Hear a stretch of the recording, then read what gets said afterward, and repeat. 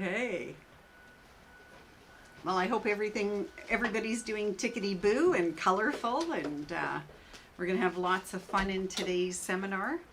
Um, so I'd just like to say welcome to everyone, and thank you for being here. My name is Suzanne Murphy, for those of you who haven't met me yet, and I am your color, chakra, aura expert, and today is all about how to read the aura. Now, I am going to be talking about technology, and I'm going to be talking about other things that don't relate to technology. In my 27-year career of teaching people about the language of light, about chakras, auras, and all these related topics, I've learned a lot. I've done, over 2,000 color personality tests and studied those.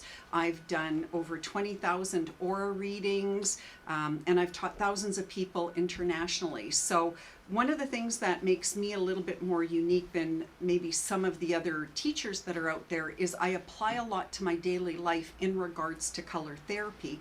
And because I have studied thousands upon thousands of people, this isn't just information that I've read from a book. This is actually first-hand experience. I've had thousands of people share with me their story so I could learn more about the different things that I see in the aura. And we're not going to be able to cover everything that I've learned, obviously, in 27 years. However, I'm going to give you insight into my world. So we're going to be talking about how to read the aura, and I'm going to be bringing in a few different subjects that relate to that. So what I'm going to do is put the PowerPoint presentation so you guys can see it. I like to have the PowerPoint as just support material so you can follow along in regards to the different things. Oh, I'm seeing some people I haven't seen in a long time. Hey, Eddie, wow. Anyways, welcome everyone. We're going to get started as soon as Raouf gets the PowerPoint presentation on. So we're going to be talking about different things that I've seen in the aura. I'm going to be sharing with you some of my insights into the color language. And for those of you who see auras or sense auras, I know this will just be validation for you, because it's not often we talk to somebody about the colors we see in an aura. Now, those who are privy to have the biopulsar, of course, when I engage with people on that level of deciphering the aura, because we have thousands of biopulsar systems that are out there and thousands of biopulsar practitioners, I get people calling me back saying, "Oh, Suzanne, you talked about this in the aura, and yes, I can validate that. I've seen that myself." And and so therefore, this is not just, like I said, information that I've read in a book that I'm sharing with you. Rather, this is information, of 27 years study on my level, as well as, a millennium of aura interpretation. I've read some pretty old books on the subject, and again, my personal studies. So we're going to go to the page that is called What is an Aura? Beautiful. Okay. So I've got here an aura picture. We're going to talk a little bit about it as we sort of move on and talk about different aspects of the aura. But what is an aura? Now, the aura is a total emanation of every part of your being. I consider the aura your DNA on an energetic level, because everything is seen in the aura. Every body part that is part of your physical body emits a vibration, and those vibrations show your health. It shows the psychological attitude of the organ. It shows your history. It shows your genetics. It literally shows everything. There's nothing that you can hide in the aura. It's all there to be seen or to be felt by other people. Oh, and darn it. when we're in the presence of people, when we're in the presence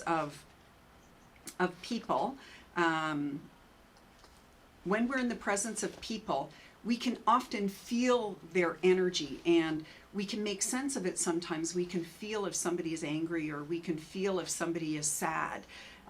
So all this information shows in our aura, and it shows in the color language. Everything in the universe is a vibration, and so our aura is an emanation. It's a transmission of signals out to the world for other people to see and perceive. Every feeling can be defined by a color frequency. So, and we're going to talk about that in a minute. but every frequency can be defined, or every feeling, emotion, thought can be defined by a color frequency. And without your aura, guess what? You would be free floating molecules. It is the layers of your aura around you that keep you physically intact, because we are energetic. We are molecules. We're made up of molecules, and similar to an atom or the nucleus of an atom, without the atom surrounding the nucleus, the atom wouldn't exist. Similarly, we would not exist without the orbs around us that protect us and also keep our physical matter. And as I mentioned, your aura tells your complete story, your history, your truth, your personality. Every part of you shows in your energy field. And it can be seen by people who are gifted with clairvoyance, or of course through technology that is developed like the biopulsar. There is no aura technology like the biopulsar that shows the energy dynamics and details. There's a lot of what I call fluffy aura equipment that are out there, and they measure from a few sensors on your hand, and voila, they're showing you the full body aura. But the full body aura is more than just a few probes measuring. And in fact, I have the biopulsar hand plate here, so you can see how detailed of a measuring we're getting. On one hand, there's 49 sensors that are simultaneously picking up energy from every organ and gland measurable through the surface of your hand. This is the science of reflexology, but there's more in regards to the science of aura technology when it's developed in such a way where we can see the vitality of every organ and gland. We can see, the constitution of every organ and gland in color as well as in a linear format. Okay, now I want to talk a little bit about aura technology versus clairvoyance. And aura technology is unbiased, and this is one of the things that I found for myself, and I've talked to many other people who are gifted with different sensing abilities. But sometimes when we're clairvoyant, we're looking through the colors that are in front of our eyes into the colors of someone else. So if in front of my eyes, my own aura is emanating this yellow, and I'm looking at somebody's aura that is blue, I may see a hue of green. So sometimes we can be a little bit biased and judgmental based on our sensory perception. And I remember asking an acupuncturist about the art of pulse diagnosis. And she said to me, Suzanne, when I'm not feeling 100%, or if my client's energy is weak, it's very hard to read their pulse accurately. And this is why the biopulsar was very important to her, because via the biopulsar, we're measuring the pulse of every organ and gland indirectly through the hand. And so therefore, when we use advanced technology, sophisticated as the biopulsar, we're seeing that frequency charge, and there's no prejudiced opinion, and there's no color misinterpretation. Also, when it comes to aura technology, or with people who are gifted with intuitive ability, how do you prove it to people? Now, I know I'm very intuitive. I know my psychic abilities. Oh, I should tell you about a story yesterday where I actually was getting my hair cut, and I started doing a reading on the hairdresser, and she was going, oh my goodness, how do you know this? And I'm telling her all kinds of things about her energy without the biopulsar, because once you have developed your sensitivities, whether it's clairvoyance or clairaudience or clairsentience, these are ways that your body is perceiving other people's energy. But I love the biopulsar because it is substantiated evidence. We can see things in different linear perspectives, so we're really seeing the holisticness of a person. We're just not relying on a medical diagnosis. We're relying on the colors of the aura, the chakra flow, and other factors that build that whole. Okay, so the reason why I like aura technology is it gives things in great detail, because this was another thing that I've learned from a lot of psychics, a lot of intuitives, that we pick up on certain information that of course is very important to the client at that moment in time. However, to substantiate it or to validate it or to get all the pieces of the puzzle can be a little bit more labor intensive. And another thing that comes to my mind, with clairvoyances. I don't know too many clairvoyants that actually draw the picture of the aura. And so therefore, when we actually have that picture in front of us, we can then, analyze the different details of what we have seen. Remember when Martina came here from Germany and we held a aura workshop, she had everybody, feel everybody's energy and draw pictures of their aura. And what people drew of each other was exactly what was shown on the biopulsar. And this is one of the great things about being intuitive, is that you can get a lot of psychosomatic information. But with technology, we can get it within seconds versus sometimes on an intuitive level, it can be very labor intensive.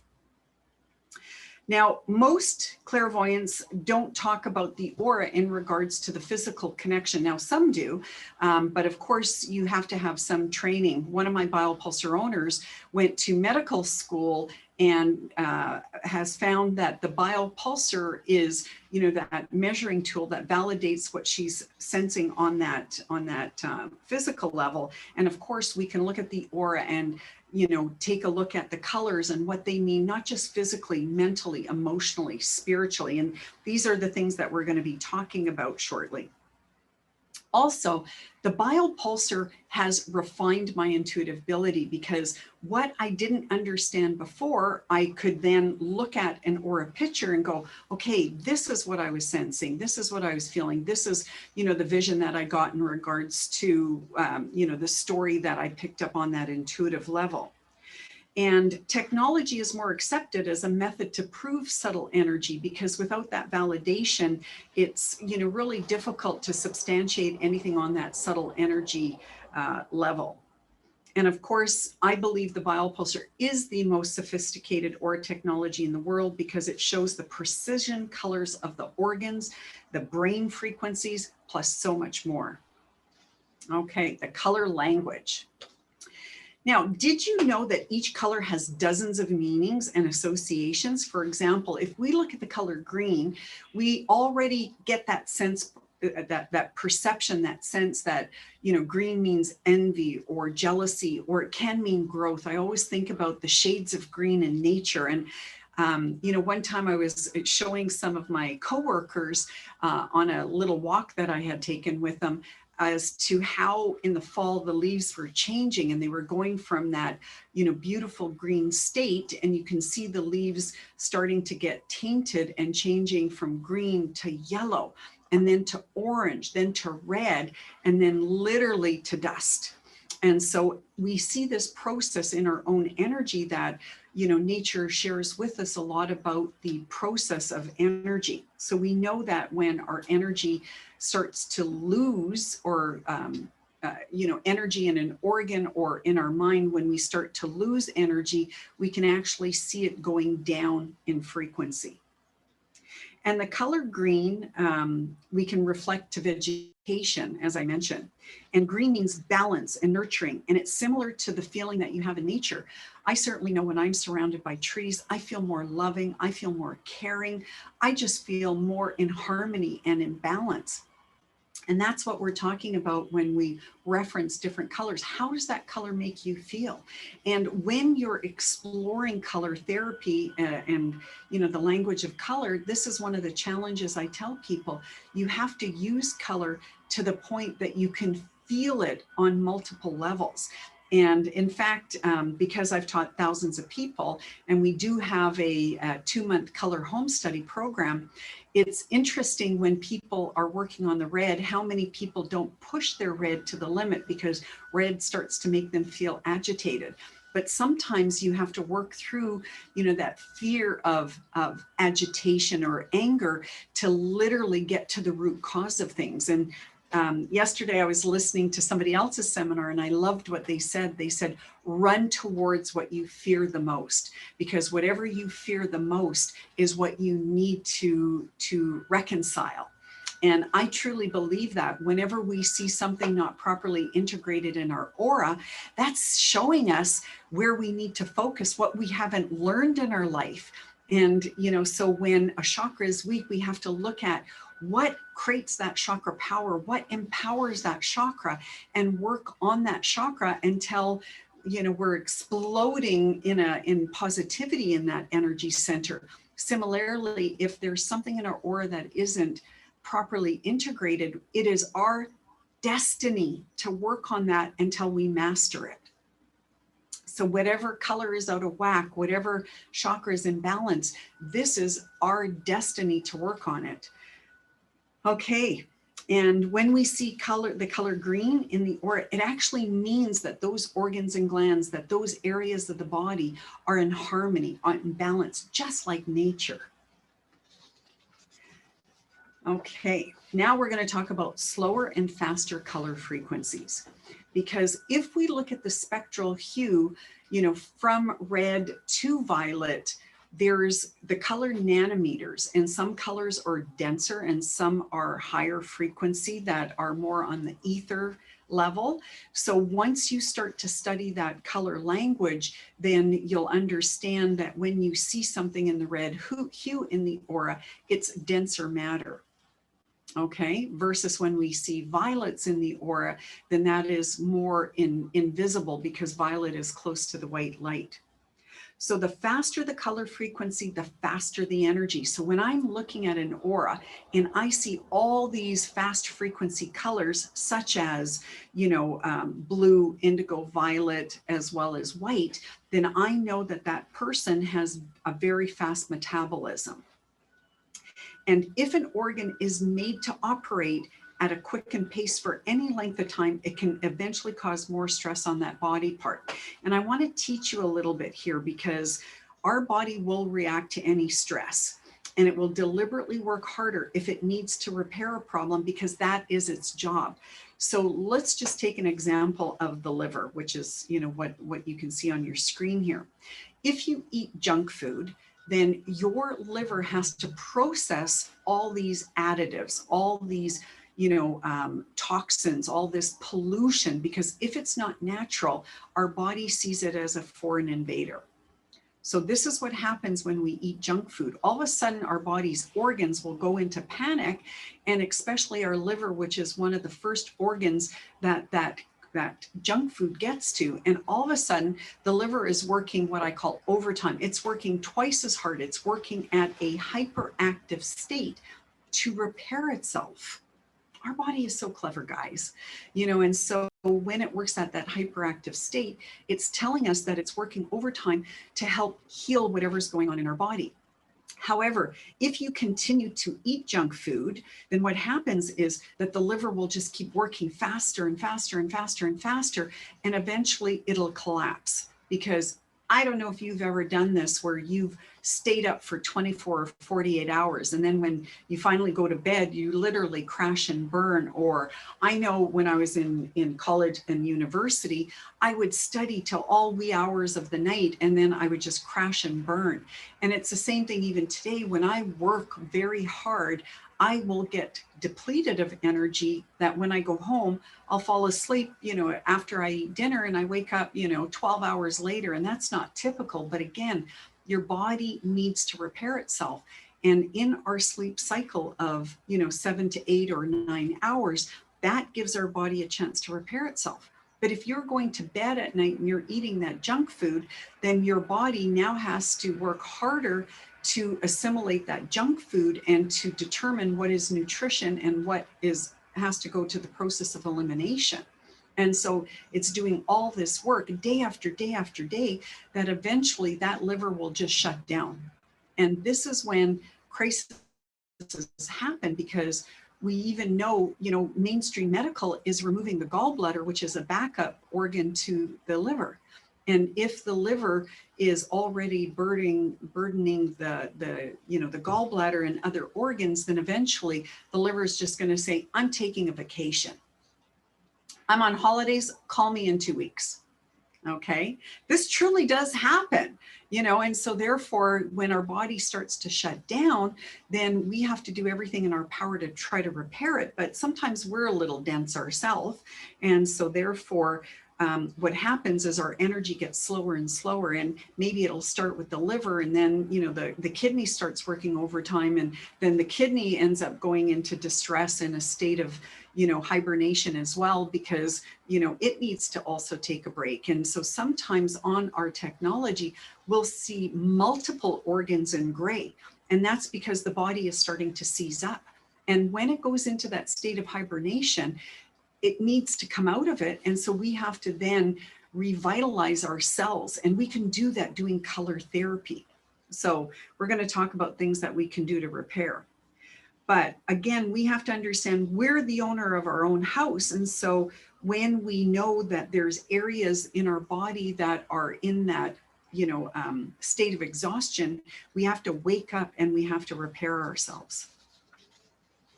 Now, in regards to the colors, this is things you got to memorize, because if you're doing aura, you know, assessments, you have to know the color language. That is eventual. You have to get to there. Now, when I first started reading the auras, I didn't know everything. I asked a lot of questions. So I always tell everyone, if you're working with our aura technology, at the beginning, you might stumble a little bit because you don't know everything, but probe, ask questions.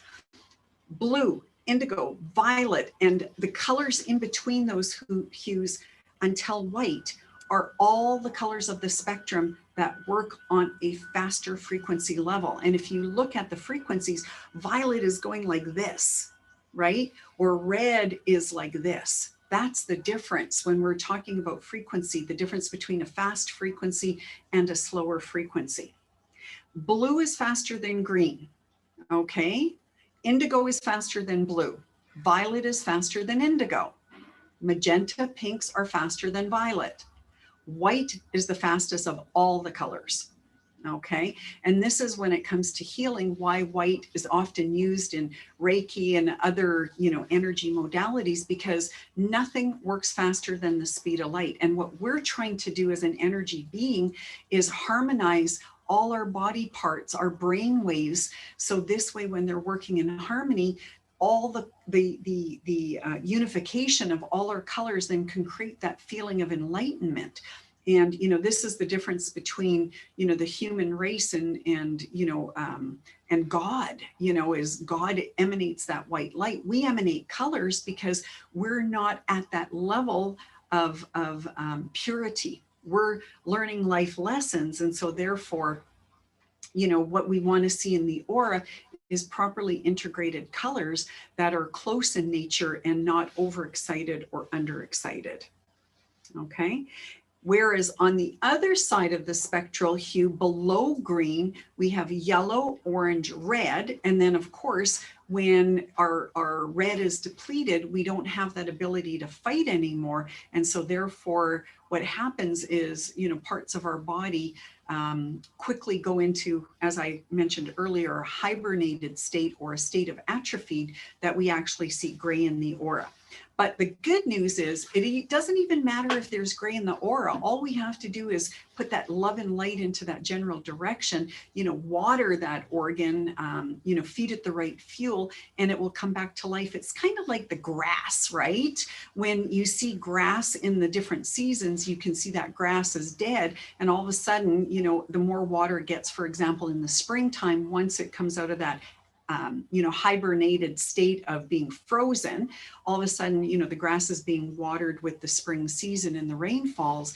And then we see this beautiful new green come out. And as the seasons kind of go through their, you know, their season, you know, we come back to the end of the season where I mentioned earlier with the leaf, where, you know, that leaf turns into a darker green rather than that new green bud turns into that darker green, which eventually turns into yellow, orange, red, and then literally it'll turn into like a greeny brown color, and then it just turns into dust. And that's, you know, part of the whole process. So if we look in the order, yellow is closest to green. So yellow is lower than green. Orange is lower than yellow. Red is lower than orange. And then below the red, we can get these muted tones, these darker colors, and then eventually it just goes to gray. And wherever the color is seen, it indicates the vitality level of that body part, whether it's part of our brain or whether it's a physical organ. And the color perspective gives you both the physical constitution as well as the energetic condition, because mainstream medical typically only measures the physical. So how can we measure the emotions? How can we measure, our brain waves? How can we, document or see our spirit? It's all in the color language. It's all there for us.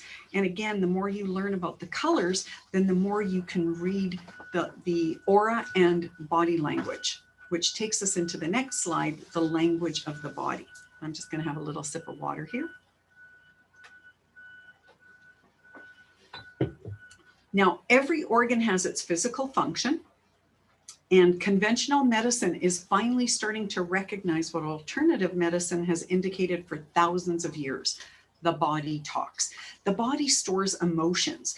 And in different branches of complementary medicine, it's understood that the physical organ marries the cyclical aspect of the organ, meaning the mind, the emotions, the spiritual connection. Now, we know, for example, the kidney's main function is to purify the blood and control the fluid and the ionic levels in the body by excreting any excesses. So the kidney's function is to get rid of, acid and other things that could be toxic to the body. And in body language, we can associate the kidneys in regards to how clean our life is. So again, if we eat junk food, then our kidney is going to be under stress because we're not eating a clean diet. Energetically, we can say that the kidneys help to eliminate the toxins of emotions, thoughts, and beliefs. And guess what? We all have things that go on in our mind, and sometimes they're not conducive to our energy. But if we're constantly repeating the same negativity over and over and over again, we got to break that habit. So what we have to do is we have to introduce frequencies into our thoughts, into our organs to make that shift. And we're going to be talking more about that shortly. So when we have negative patterns in our life, it will cause a reaction in the function of whatever organ. So we're talking about the kidneys here. And also, I like to have fun with the organs. And so when you buy the biopulsar, you get this whole repertoire of information where I talk about the history of the organs. What is the history of that organ? Or what can we make of that organ? So for example, the kidneys are about the kid in you. Ta-da, super easy. Okay, kidney. Okay, and I always think about when you're laughing, you're hitting your knee. So the kidney, you're laughing so hard, you're hitting your knees. But that's one of the ways I remember that the kidneys are about the kid in you, and so we have to make these associations to the words or the body language to understand what the body is trying to tell us. And the kidneys are part of our sacral center, and our sacral center is about our inner child. And so when our inner child is repressed, then dysfunctions in the organs that relate to the sacral center, like the kidney, will then arise. And the kidney has to do with also our body's, it's part of our body's water system. And, the water system is about tears of joy as well as tears of sadness. It's about our body's water, maintenance, how well we, address our emotions, how connected we are to our emotions. And so if we repress the kidneys, what we're doing is we're repressing our emotions. So where do the tears of happiness and joy go to? Where do our tears go to? And this is why our kidneys can start to fail, because of that factor of we're repressing our natural flow of the water element. Okay. And what else? I had another thought, but in regards to the water element, we don't want to suppress any aspect of ourselves because it will create that dysfunction. Okay, the color language of the body, the next slide. We have some noise going on back here, and so Raouf's shutting the windows and I'm telling him, turn the slide. Okay. So color energy medicine takes the language of body, or the body language, to the next level, because I hear a lot about body language, and I think a lot of these people were definitely in the forefront of, helping us understand body language. But what I think is the missing link is the color frequency of the organ is not discussed. And let's just think about some possibilities here, because again, I want to stretch your mind. I want to stretch your imagination to other possibilities. So when I was thinking about some of the common things that are being taught in holistic medicine, one of the things that I heard was that the liver holds anger. Well, I started studying that, and I can see any color could be in the liver, just as any color could be in the kidney or any color could be in our brain. So when I looked at that, I thought, well, they're always talking about the kidneys being, or pardon me, the liver being associated with anger. And I don't always see that dark red in the liver. So what could it mean? So I started asking people, do you find, and here's an example, do you find that sometimes people think you're angry, but you're not? Because I saw yellow in the liver. And yellow is the energy of wanting to share knowledge and information. And if somebody was trying to convey to somebody, they had information, and if the person who is receiving that information didn't understand it, I know what I'm like. I just keep repeating myself in different ways because I'm trying to teach somebody something, but if they're not assimilating it, which is, by the way, the function of the liver processes our thoughts and our ideas. So if somebody isn't understanding, what we're trying to tell them, that is our truth, then maybe our liver will show yellow because we're getting a little irritated that somebody's not understanding what we're saying. But it's not anger. I'm not angry. I'm frustrated, maybe, that they might not be assimilating the information I'm trying to share with them. But that doesn't mean that my liver is angry. It's trying to teach somebody something. It's trying to teach somebody an element of my knowledge. So then what I started doing is whatever color I saw in the liver, I would ask questions. I would engage with the client as to, I'm seeing this color in your liver, and this is some of the possibilities of what it could mean. So all of a sudden I had people telling me their experience of, their expression of knowledge and information and how it related to the liver. So again, not everybody will hold anger. And it's kind of like with a lot of textbooks when it comes to anything in regards to medicine, whether it's holistic or conventional, is that textbooks are a guideline of information. And it's a guideline based on the information that was determined at that moment in time.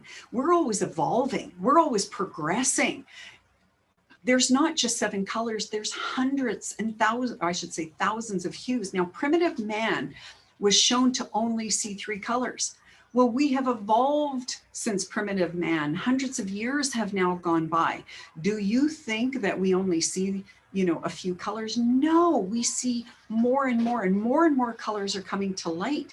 And even there's discussions about more chakras being discovered. This is what we're talking about. We're always evolving. So to think that, one color means everything is ludicrous. To think that one organ only has one emotion is also crazy in my books. We can store any emotion anywhere. We just have to understand the language of color and see it from an unbiased perspective to really understand that function of that organ. Okay, so the color vibration of an organ expresses the attitude. So we can take energy medicine to the next level by understanding the language of light, and the language of light is color. And this is why I love to teach these classes, because again, I want to broaden your knowledge base of understanding of, this beautiful world of color. Now, because we know that one organ does not have the same meaning for each individual, we're kind of like, I always think about like winning the lottery. There's 49 numbers typically in a lottery, which is millions of different combinations. It's the same thing with our own energy being.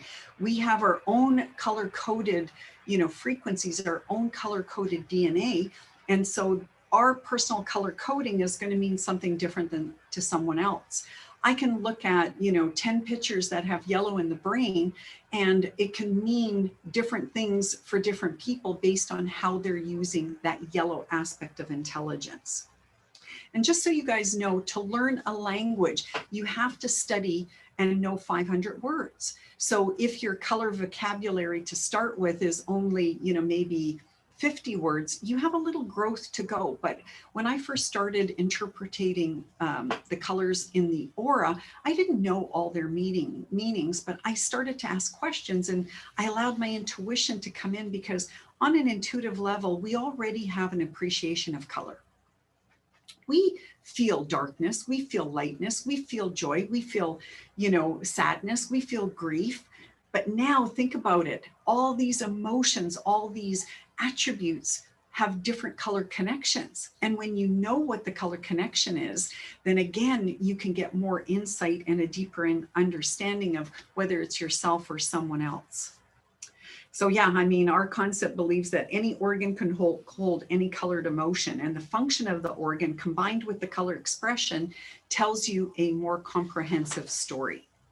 So let's look at how we analyze the aura. Now I'm going to go into the science of things because we have to imagine that, seeing the colors of the aura, yes, it's all pretty, but there is actually science behind it. And this is one of the things I love about the biopulsar. It incorporates a lot of sciences. So when we're looking at the aura, it's, the science of color, it's the science of nanometers, it's the color, it's the science of biofeedback, it's the science of neural therapy, it's the science of reflexology, it's the science of, oh geez, what did I miss? But there's several sciences integrated into aura diagnosis. It's not just one science. There's many sciences, combined that prove the human aura. Now, when we're analyzing the aura, the colors need to be analyzed in regards to what's going on in your brain, as well as your physicality, because when I look at a color in the brain, it has more to do with your mood, your thoughts, your beliefs, things that are related to the brain. Now, the brain governs the different organs. It conveys information to the different organs on what the organ has to perform or what the organ has to do for its job. The organ itself can emanate a color, which is telling us the job that it is doing. So again, if we go back to yellow in the liver, we can associate yellow, if it's dirty or dark, to the level of toxicity. If I see yellow bright in the liver, then it can relate to, a level of toxicity, but it might only be on that emotional, mental, or spiritual level, where when I see it dark and dirty, then I know it can be causing havoc on a physical level. So when I see yellow in an organ that's dark and dirty, I know that there can be toxins. And wherever there's toxins, this is where parasites can breed, because guess what? Parasites live off of the crap that's in our body. And this is why a lot of times when people eat a lot of crap, they actually have itchy skin. Guess what? That itchy skin is the parasitic activity. So, and a lot of times we recognize that with young children, because children eat dirt, they'll eat anything. And next thing you know, they end up with pinworms. And what are little kids doing? They're scratching their bum, right? They're scratching their bum because that's where the worms are. So wherever the itchiness is, that's indicating where there could be, worms existing. And I remember one time I had a client and her whole aura was this toxic looking yellow. And the first question I asked her was, do you have itchy skin? She goes, oh my goodness. And she showed me her skin and there was all this inflammation on her skin. Well, that was all the toxicity trying to get out of the body. And because I work very much intuitively, this is not anything you can typically read in books. I said to her, do you eat a lot of sushi? And she said, oh my goodness, I live off of sushi. I love sushi. Well, sushi can be a breeding ground of parasitic activity. And so therefore, by cutting out something in her diet, that could have been contributing to the factor, that was the way we actually could alleviate the situation. But again, based on your skill sets and what you know in regards to body language, in regards to the human body, what you know about the brain, these are things that can contribute to, assessing the human aura.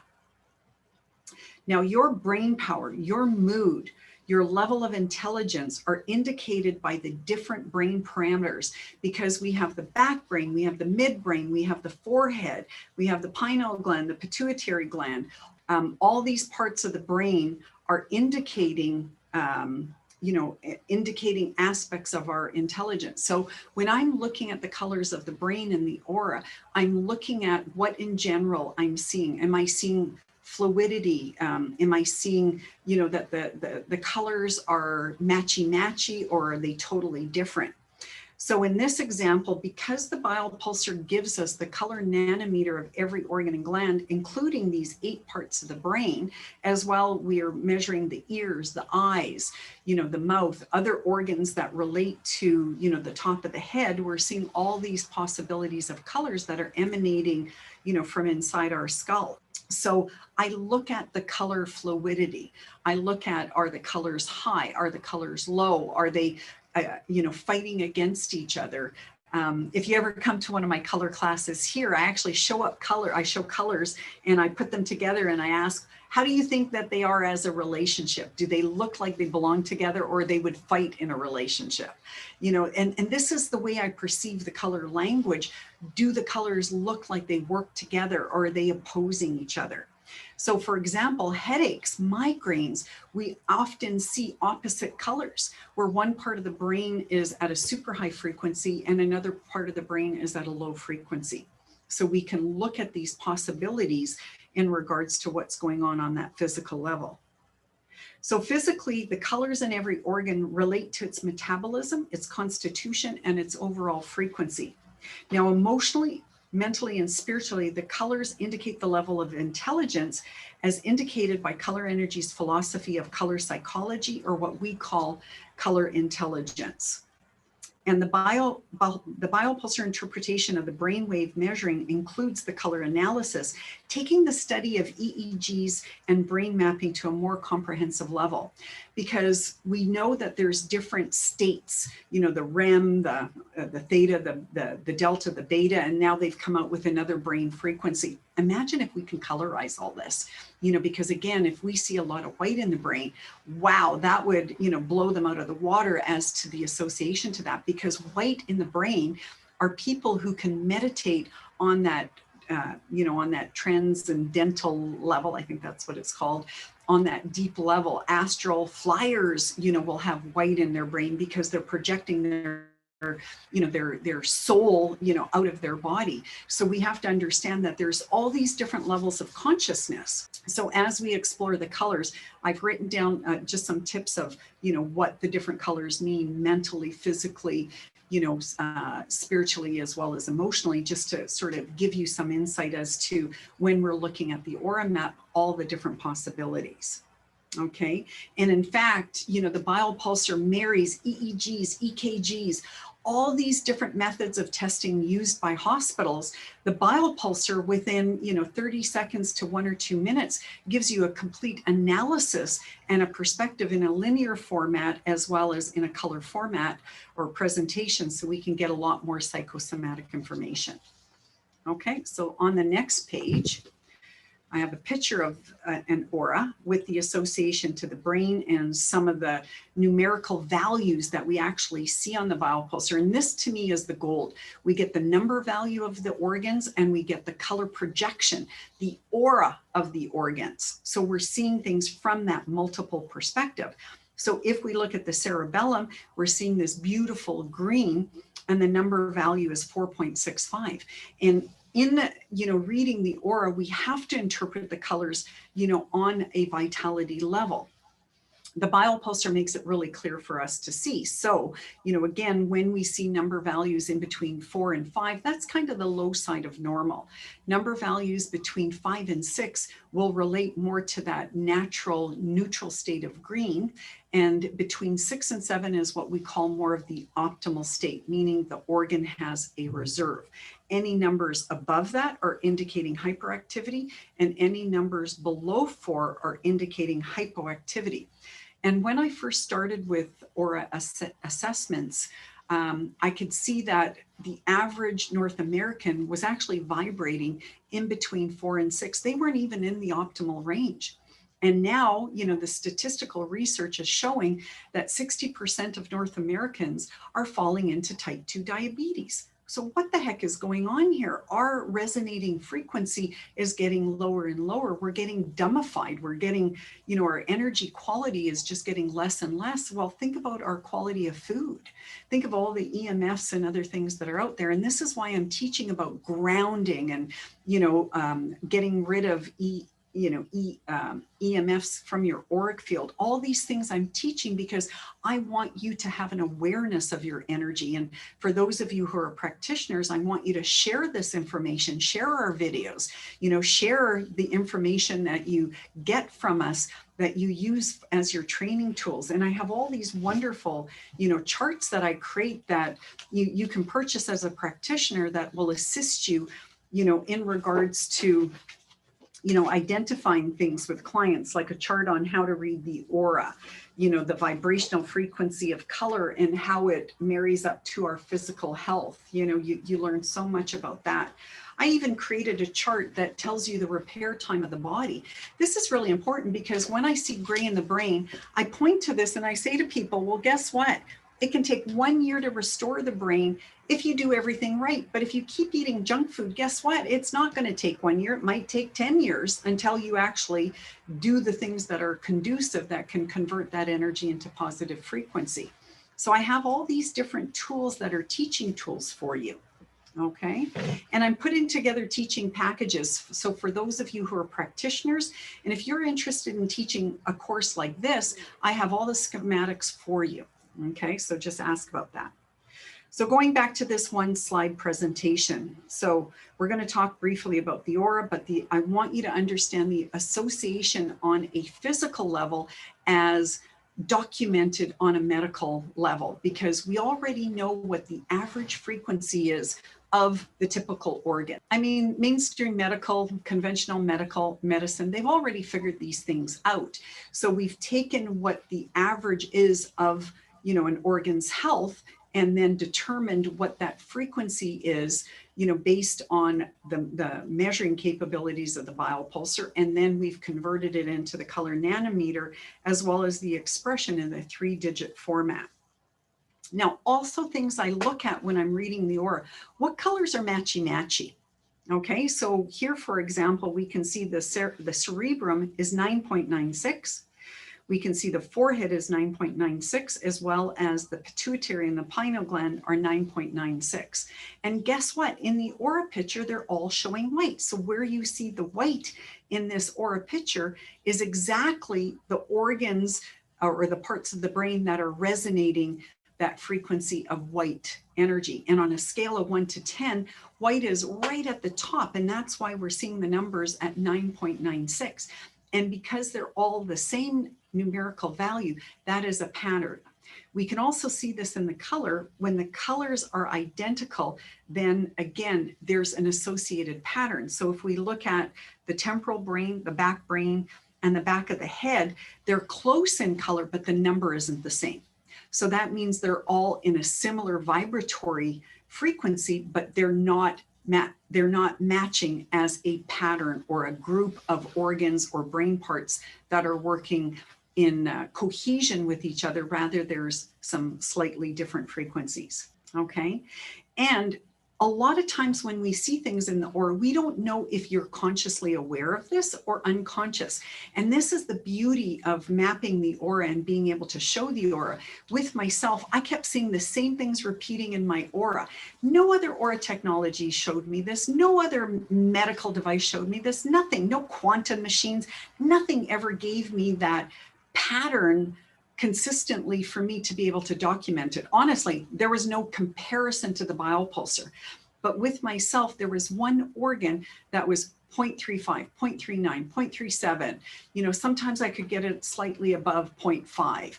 But literally on a scale of 1 to 10, again, between 5 and 7 being the normal range, I was below 1.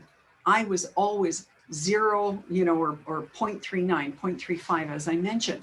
So I was resonating at at a level of disharmony at the lowest level I could possibly be in that organ, because of accidents that I had been in, because of the emotional connection, the mental connection. I didn't understand this whole thing about the body, mind, and spirit connection until I got the biopulsar. That's when I truly understood the body, mind, and spirit connection. And this is why I tell everyone, you have to get a biopulsar examination, and not just one, but several over a period of time, so you can see what your constants are and what is changing. because most technology doesn't map it out. If you think a single measuring probe that's telling you that they're measuring the whole body, you know what, that's a bunch of malarkey. We have to measure every organ and gland and part of the brain individually to really understand things. And this is why a lot of systems can't map anything, because they don't have the tangible proof of every area of the body. Our aura is an emanation of every part of the body. Our heart beats at one pace. Our lungs expand and contract at a different frequency. You have to know the language of the body and its associations to truly understand what your aura is emanating. And again, things we see in the aura could be conscious or unconscious. And if we don't understand it, then just by simply seeing it brings that consciousness and awareness to us, that then we have the capability of doing something. And typically with a biopulsar analyst, we're probing, we're asking questions, we're trying to help you discover more about your aura and its connection to the body, mind, and spirit. Okay. So analyzing the aura gives us a picture of a person's story, which can be subjectively proven and confirmed. So I ask my clients a lot of questions to validate what I'm seeing in their aura. So again, this is the conversation between the client and the practitioner to try to figure out what we're seeing in the aura as blockages or what we're seeing as anomalies that are to the person. This is how I got good at aura readings. I just probed and asked questions. You know, so for example, there was this one woman that had this dark, dirty color in her spine. And my intuition said she was suicidal. And I asked her, and guess what? She was contemplating killing herself. Okay. Everything in the aura is for us to discover and to connect with and or reconnect with if it's something that's an imbalance. Okay, and because we're seeing the brain, you know, in this picture, for example, in purples, pinks, and white, we know that this person has a very fast brain frequency and it's a hyperactive brain. And in mainstream medical, they're diagnosing people who have a very active brain with ADD, ADHD, and all these other learning disorders. Well, guess what? I just wish that, you know, mainstream medical would understand that maybe we're seeing a lot of indigo in the brain or a lot of violet or a lot of white. And this is why this person is having a hard time being grounded. This is why they have the buildup of energy. This is why their thoughts are so quick. They're on to the next thought because on some level, they've already grasped the information because their brain is so quick. You know, a lot of people who are brilliant have this fast brain frequency, but you can see that they're hyperactive, whether it's physically or, you know, again, on that mental level. And in some of my other videos, I make the association of the different things that I see in the brain to help you understand more about brain mapping and what it means on that psychological level. But the bottom line is we have to introduce grounding techniques or red color energy products to help people be grounded so they're feeling more emotionally and mentally balanced. And that, of course, extends physically and spiritually. Okay. And psychological disturbances in the brain can be the result of having too much energy or even having too little energy in the brain. We always have to look at it both ways, you know, and so I use the biopulsar to test where I'm at any given time. I use it to test new products that I'm trying in my life or new treatment protocols. Several months ago, I went for this really radical lymph drainage, and I got into a conversation with the person who did my lymph drainage, and it was very exciting because everything she told me that she felt in my lymph system was exactly what the biopulsar picked up to the T, you know, and I love that because it was validation that she knew what she was doing. And as well, it was validation that, you know, I could help myself with doing the lymph drainage or, you know, other modalities to help, you know, when my system was a little bit sluggish. And often we need to be on a color protocol because if, say, for example, we're low in the root chakra because we don't have a strong connection to our red intelligence, we have to bring in the red frequency to resolve any root issues that relate to that red intelligence or the root chakra. When we use vibratory tools, its intended use is to bring up the frequency so we could address things that may not be conscious, you know, we may not be consciously aware of. So we need to work with color healing. Okay, next page. Now, at a glance, this is what I love about the biopulsar. At a glance, we can see the color frequencies of every organ and gland, so we can see what color patterns exist. Instantly, we can see what's low. So for example, the small intestine is red, poof, right in our face.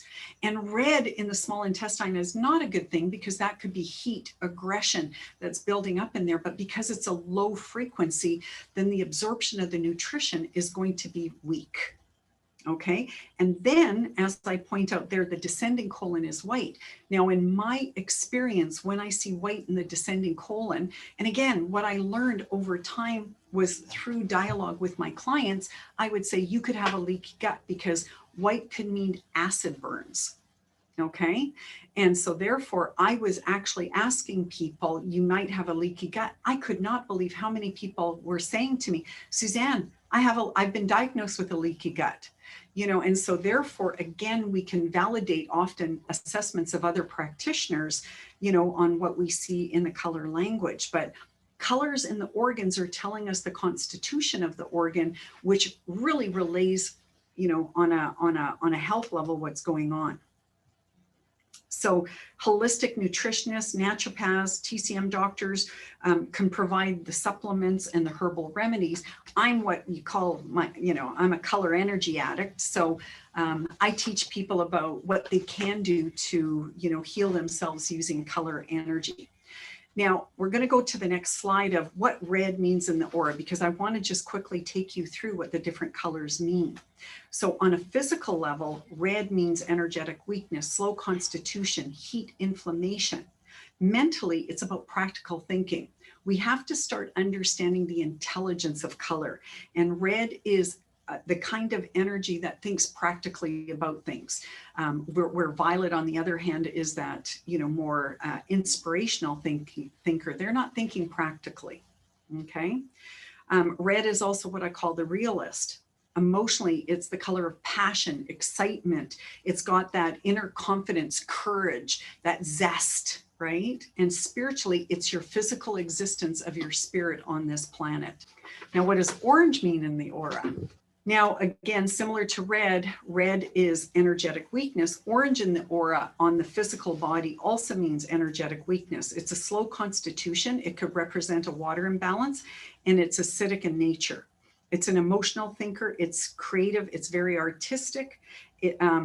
My aunt, she's an artist, and I remember one time talking to her about her artwork, and she uses so much color, and the level of enthusiasm that she had towards her artwork was just, you know, denoting that orange energy. And she did our color psychology test, and through she was an orange person. So orange is enthusiastic, sensitive, and it's also the most socially competent energy. It has a natural, you know, way around people. And spiritually, it's living life in the emotion with healthy emotions. It's living life in the moment with healthy emotions. Okay.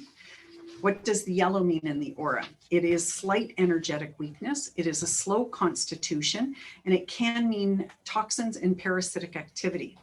It's a mental thinker. It's very intellectual in nature, and it's very thoughtful. The processes of deduction, analysis, that's the yellow. It's that natural scientist or a natural student. You know, people who constantly take courses often are enhancing their yellow energy through education. It's also the color of optimism, happiness, and independence. It lives a selfless life, and it has very high ideals. Okay, what does green mean in the aura? It is neutral, it's normal energy, there's no reserve. Turquoise is the reserve energy, and I'm not going to get into all the other colors that are made up from the primary colors, but if you mix green with blue, you get this beautiful turquoise, so turquoise is the attributes of both. Now, mentally, green is adaptable, and it's the balance energy. It considers both options. It's very fair in its rationalization abilities. It's compassionate, it's sensitive, it's caring. And spiritually, it's unconditional love for self and others. Blue in the aura. It is a slight hyperactivity, which when the body is a little bit hyperactive, then it can produce excess sweat or perspiration. And it can also be a cooling color. Mentally, it's higher ideals compared to the yellow intelligence. It loves to learn, but it's more about holistic learning. It's a very organized and detail-oriented energy.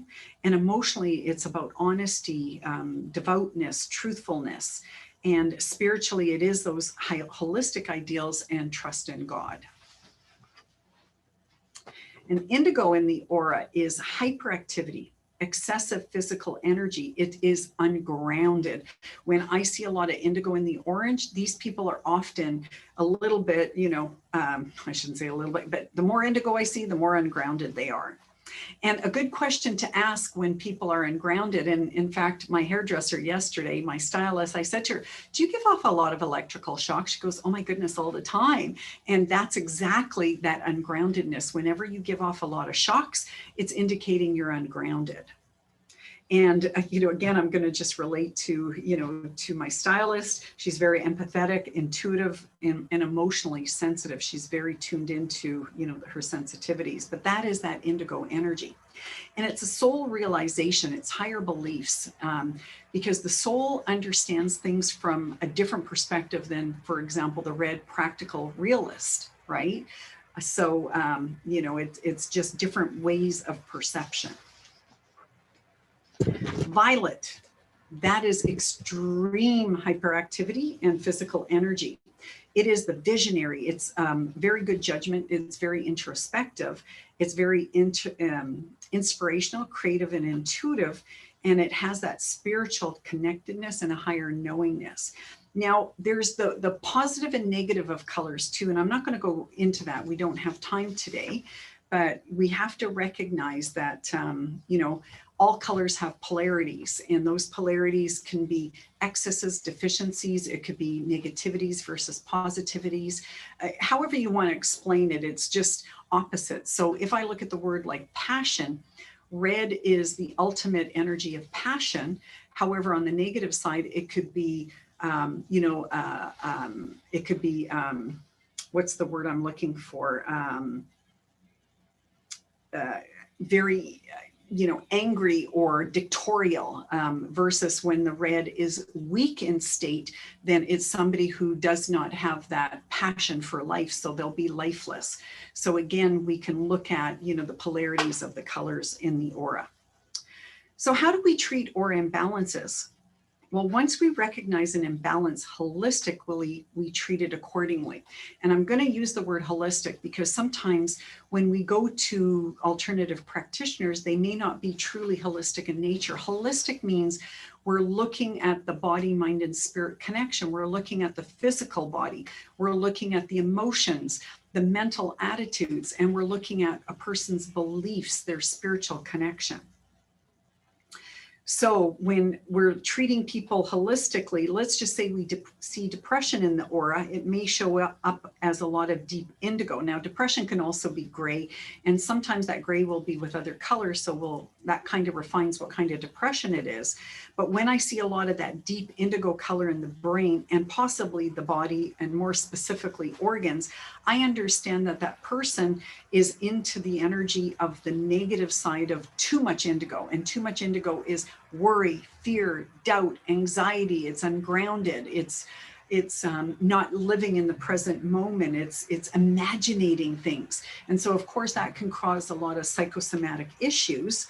And so we want to use the red energy to ground that hyperactivity, and many, or some symptoms that could be associated with it. For example, red would help one ground. It's a grounding cord to the earth, and it gives the feeling of safety, security, and protection.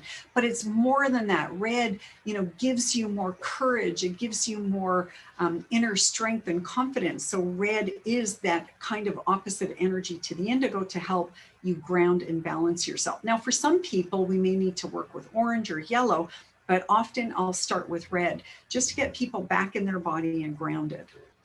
Now, to me, education is key. People have to learn more about their energies. They have to either do biopulsar exams or do the color energy personality test. They have to start testing themselves, because one of the things I can tell you, To judge yourself is the hardest thing to do.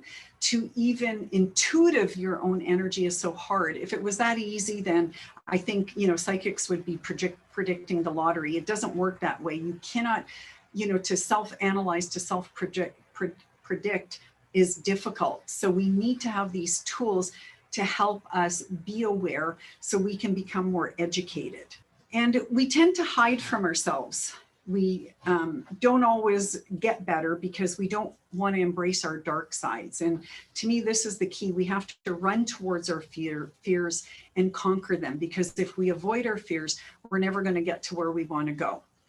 So when we know what color governs the different traits that challenge us, then we can work with color therapy to raise or lower or ultimately balance our energies. And a detailed aura scan, as I showed you, we can look at every organ and gland, we can look at every part of the brain and discern where the imbalances are, so you get more aware of how to balance your energy. And of course, through Colors educational system, we teach you about the color sequence, patterns, how to manage your energies. And this is, what my goal is with, you here today, is to have you have an awareness of color so you can balance your own energies using color therapy and what I like to call color vibrational energy medicine. Now, color is the language of light, and we are light beings. So doesn't it make sense that we use color frequency as a method of healing ourselves?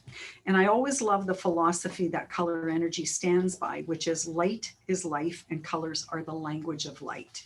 And this is what Inger Ness has been teaching for many, many years.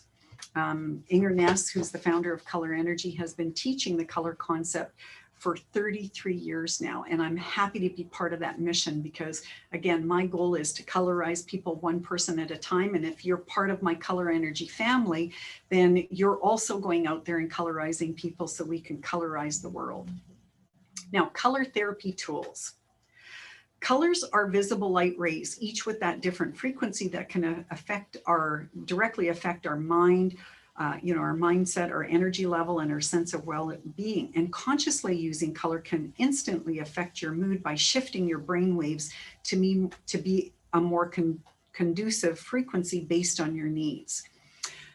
So for example, if I need more joy and happiness in my life, because sometimes my yellow is pretty darn serious, I bring in the orange color. I'll bathe in the orange. I'll wear orange colors. I'll use my orange oils. And, I think about when you take that bite into an orange, how dynamic you feel, how enlivened you feel. That frequency of that orange just really puts you in the present moment. That's what we're talking about on a vibratory level. When you bring in all these different tools, then it's raising and shifting your vibration so you have more of a consciousness about that energy. And, Inger Ness, oops, I see a little typo there, but Inger Ness created Color Bath as a simple way to amp up your color vibe, because bathing in the bath water, your body is comprised of 70 to 80% water, your body 70, your brain 80%. So when you're bathing in water and you're surrounded just by one color, the cells of your physical body are being penetrated with color. Likewise, your auric field is bathing in that color bath. I love color bathing. If you've never done it, go to colorenergyshop.com and, load yourself up on some color bath, because it truly is amazing. And when we work on healing ourselves physically, then, because our body, mind, and spirit are interconnected, we can create more of that wholeness. Now, other ways you can bring in color, aromatherapy. I love my color tools. I have oils all over the place. I have them on my, you'll laugh, I have them on my dresser. I have them in my bathroom. I have them on my coffee table, on my bed table. I have them, everywhere. I plant in my purse. Sometimes I carry oils in my back pocket, because if I want to shift my energy, man, I'm really bringing it in every way possible. And, I do all kinds of, cool things, like I'll put, light therapy on my brain to help, shift my brain frequencies. I'll be spraying my essences above my head, to get me grounded. I'll be cleansing my aura. I'm doing all these wonderful tools with Color Energy products because they work. Okay, as simple as that. But think of it, essential oils carry the signature of plant life. So when you're using lavender oil, you're literally using the violet frequency. Gemstones are color coded. So when, you know, you're wearing a necklace or earrings of a certain color, you know, that's the vibe that it gives off, right? And I made an association here. Red tiger's eye, a lot of people don't know this, but red tiger's eye has iron in it. And iron is an element of red. So a lot of times in stone beings, there's elements of nature that actually are embedded in the stone that amp up that vibe. And we can wear color therapy eyewear. We could do visualizations, breath work, affirmations, wearing colored clothing, foods, exercises, music. Use your colorful imagination to support your aura. And, you know, again, if you have an awareness of your aura, maybe you've gotten a scan on the biopulsar. And if you haven't, you know, let me know and I'll hook you up with somebody in your area that has the system, you know, but to monitor your energy through, you know, color energy testing or biopulsar, or asking yourself questions, you know, taking our color energy course. There's so many ways to get color educated so you have an awareness. I always like to share what I do in my day. In the morning, I wake up and I ask myself, what energy do I need today to have the best day possible? So today I knew I was going to be teaching. So guess what? I put on my blue clothing. You'll see me often wearing blue in my classes. And I do that for a reason. I want to make sure that my words are free flowing. My communication abilities are strong. And if you've seen several of my videos, you know I'm a good talker. I represent myself well with the spoken word because I work on my blue energy. And remember how I said earlier, face your fear? Speaking on camera in front of people was never my desire. I was so scared. I would skip classes in school where I had to do presentations. I had a fear of speaking in public. Okay, even though in school it would be my friends, I could not get up in front of the classroom. I would rather take a failing grade than do a presentation in class. And here I am, guys. I'm in front of you. I know that this video is going to be seen by hundreds. And if you share, maybe thousands of people. I need people to understand I've worked on my energy just as I want you to work on yours. I want you to be the best version of you. And if you're weak in a frequency, you have to bring in that frequency to create the change. Because sometimes if you don't have the right attitude, you have to create the right attitude, which means you have to match the frequency to what it is that you're trying to accomplish.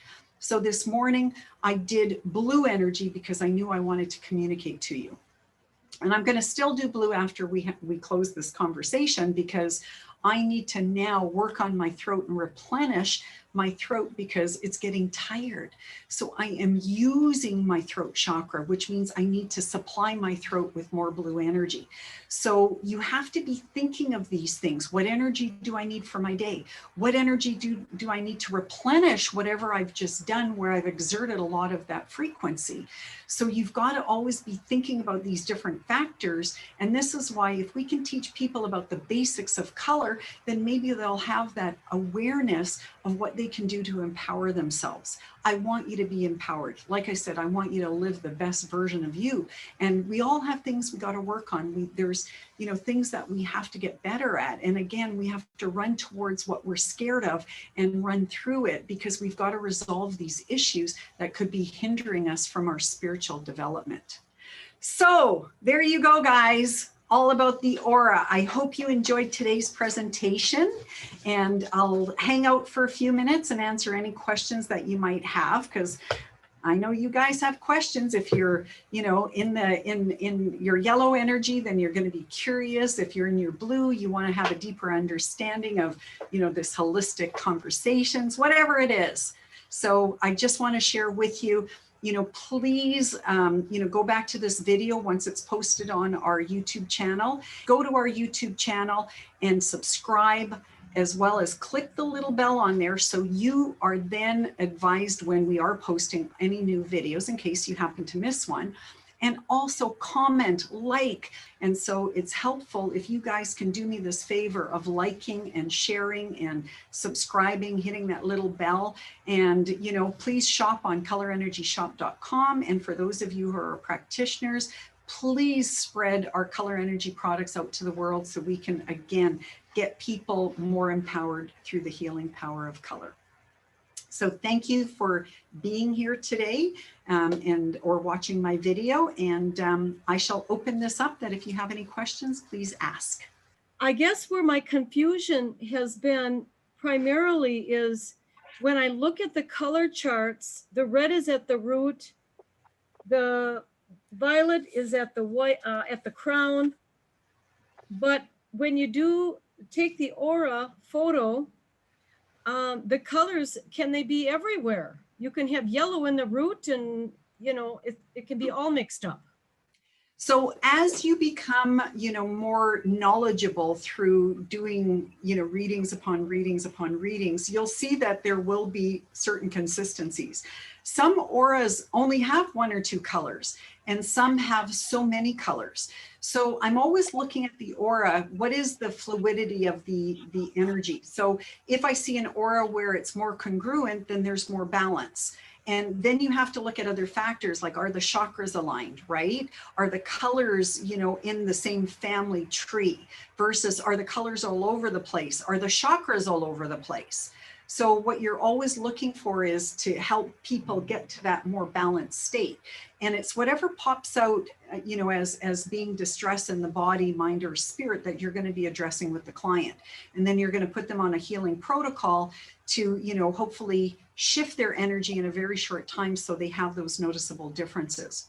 Sometimes I start people with the red energy because 80% of people are low in their root and 80% of people are disconnected from their red intelligence. And today is just so short to tell you so much. In some of my other videos, I go on about the red color and why it's so important. But as we get older, we disconnect. We literally have to focus a lot on our root because our root chakra, our red energy, governs our physical body's physical repair system. If our body is weak, it cannot repair itself. So whenever I see any physical illness, the first thing I teach people is you're going to work on your root. You're going to rebuild your strength and power. So this way, any other challenges that you have in your aura, in your chakras, can be dealt with. Okay, you got to be grounded. You got to be in your body. You got to be practical. You got to be in reality. This is everything to do with the red. So sometimes we see a lot of chaos in the aura. And you know what? All auras are beautiful in my books. It's like you're a butterfly when I see all those colors in your aura. And what we want to do is we want that butterfly, to really blossom, and we can only do that if there's more harmony in our chakras and our colors. So it is taking people through a process. It's not a simple step. Plus, Roxanne, we have to look at the mind and the body separately. Okay? The colors in the brain indicate your mood, your thoughts, and your beliefs. The colors in your body are the connection to your physicality, your health. Okay, and the colors in the brain also indicate that as well, but it does work a lot more on that psychological level, where the colors in the organs are telling you the attitude of the organ. Okay, that's the programming. That's the programming end of things. When there's an organ that's dysfunctional, it's going to express itself in a color that's dysfunctional, whether that color is dark, dirty, or it's void of color. Okay, and that's the hardest thing to get as an aura analyst. Is understanding the physicality of the colors is different than the emotions, is different than the attitude, the mind power of the colors, and it's different to the spiritual connection.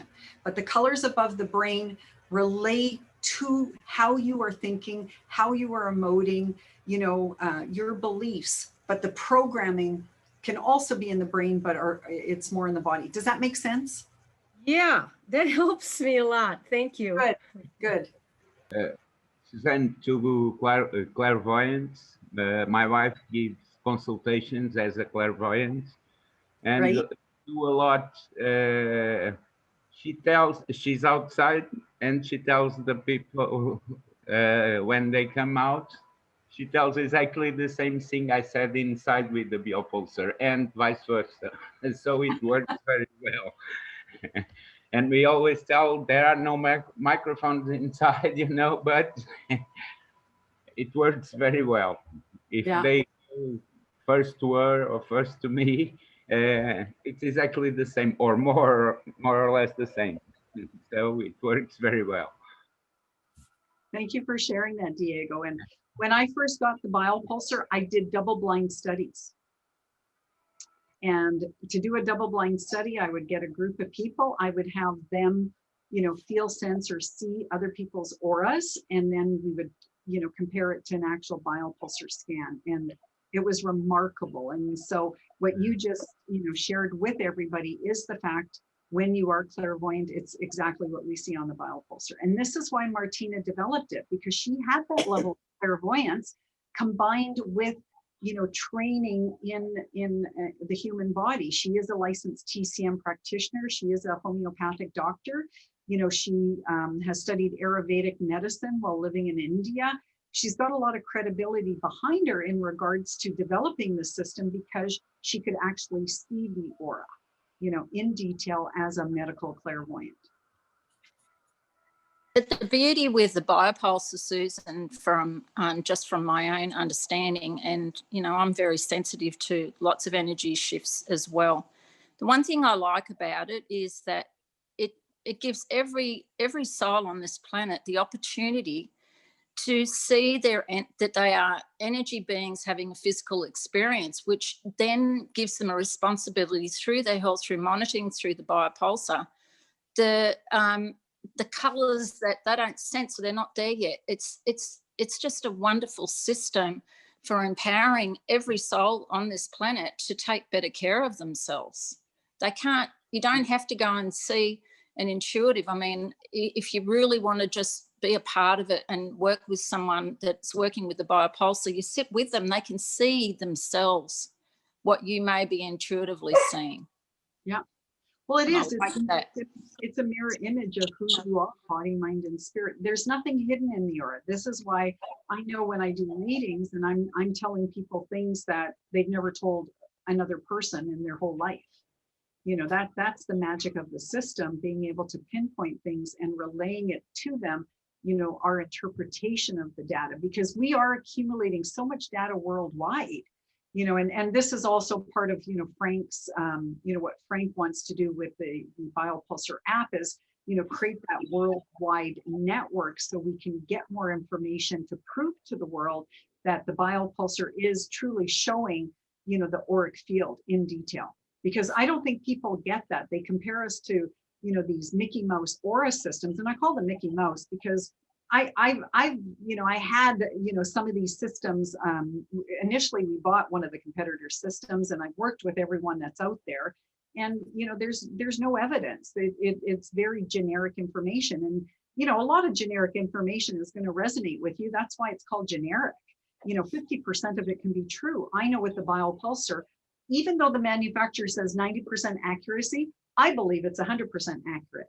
I think it's my lack of knowledge or the lack of the client's awareness that we're just not understanding what we're seeing. But when I have doubted the system because I wasn't sure if I was getting a proper measuring, because maybe, they weren't pressing their hand well enough or something else, as soon as their story came out, there was always a reason.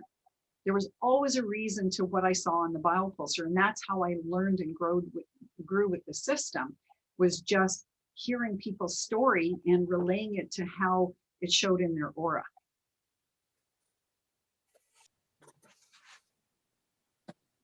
And the other thing is you've just got to trust the process on every given moment, because we don't always know what their story is, and how it's presented to it is very special for them. So I think the key is to just breathe and keep it simple. Yeah. And the biopulsar will lead the way. It'll show you what's not integrated. So that's what you talk about. And you do have your sheets, and you can open up your binder and just pull out information and talk about it. You don't have to know everything. And I remember one of my biopulsar owners, I went to his office and he had all my, handouts from the binder tacked on his wall. He didn't even have it in his binder. It was all tacked on his wall. And he goes, Suzanne, they don't know what I know and don't know, but I just point to it and they just accept it, and I love that. And, whether it's in a binder or whether you have it, on a laminated sheet, or whether you have it in your, post it on your wall, just show the client the information. And even my last, this was cute. And I don't know if the person is here who said this to me, but in my last class, when I talked about grounding, the person said, I thought I was so grounded. And then when I saw your checklist of all the things that represented being ungrounded, she was going, yes, that's me. Yes, that's me. Yes, that's me. They had no idea that all this association was, in regards to being ungrounded. So, this is what I'm trying to tell you. You've got all these materials, just show the materials and let the client go, oh my goodness, yeah, that makes sense. Like that red homework sheet. I love when people's root chakras week, I just have that homework sheet in front of them and they'll go, oh my goodness, I have anemia. I got back problems. I got this. And they're the ones telling me all their issues in relationship to the low root. So don't think you have to know everything. Let the people tell you, and you will get more intuitive with the biopulsar over time. And Pauline, if I don't mind sharing, I remember you had a lot of concerns at the beginning, and look at your confidence level now. I did, very much so. But I also learnt a lot of those issues was coming from not being grounded. living here too much and not trusting people. That is so a typical sign of not living in your root chakra. So thank you for the lesson. I needed it. We had many conversations, and Pauline, I know you can do it. And yes, I am your best cheerleader, guys. You know that. You can call me anytime and I'll cheer you on. You do. Awesome, guys. Big hugs from Big hugs. Here Big hugs. in Vancouver. Awesome. Excellent. Okay, guys. Thank you. Be colorful and bright. Shine your light, and